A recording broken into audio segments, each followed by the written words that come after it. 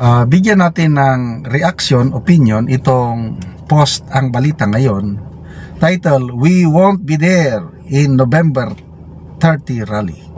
Pahayag ito ni retired Major General Romeo V. Pocis tungkol sa yung grupo niya, mga retired generals and soldiers, hindi sasama sa November 30 rally. Okay, basahin natin.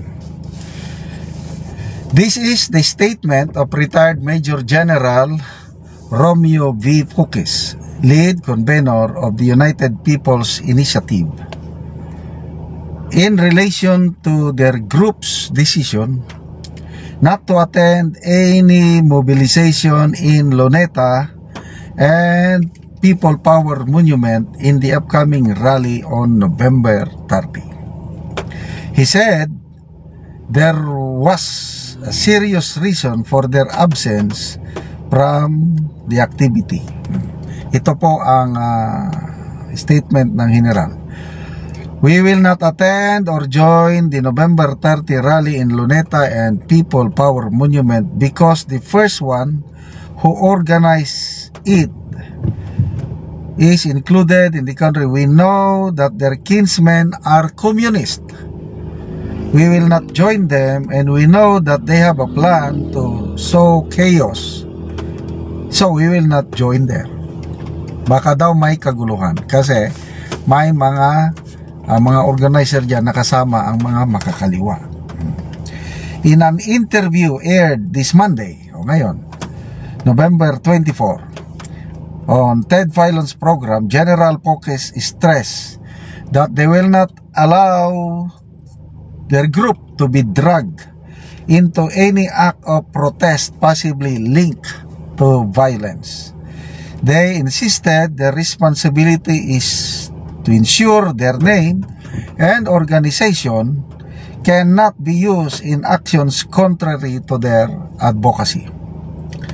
Along with some information they allegedly gathered regarding security, the fear intensified after separate warnings from some personalities that some groups could possibly take advantage of the large gathering. Mga makabayan, yung makakaliwa, makabayan ang nagrally. Sabi niya, alam naman natin yung kanilang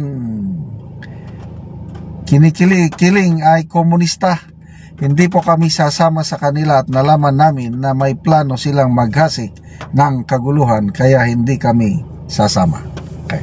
So, makikita natin ngayon, dalawang grupo, malalaking grupo, ang nagsasagawa ng anti-corruption protest rallies. Noong September 21, sabay-sabay sila.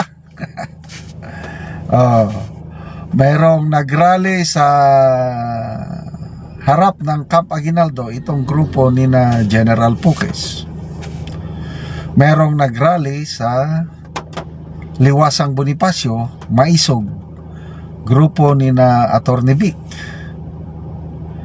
So, most likely, kahit hindi man, walang formal na, kailang pare-parehas ang advocacy, Maisog at saka United People's Initiative. Okay. Talagang laban lang sila sa korupsyon. Mayroong nagrally sa People's Power Monument, mga Roman Catholic, And then meron din sa Luneta. Ito na, mga trillion peso march. So itong pangalawang rally na napatapos naman November 16, 17 and 18. Yan. Iglesia ni Cristo sumama na. Plus itong kay General Pocis, diyan pa rin.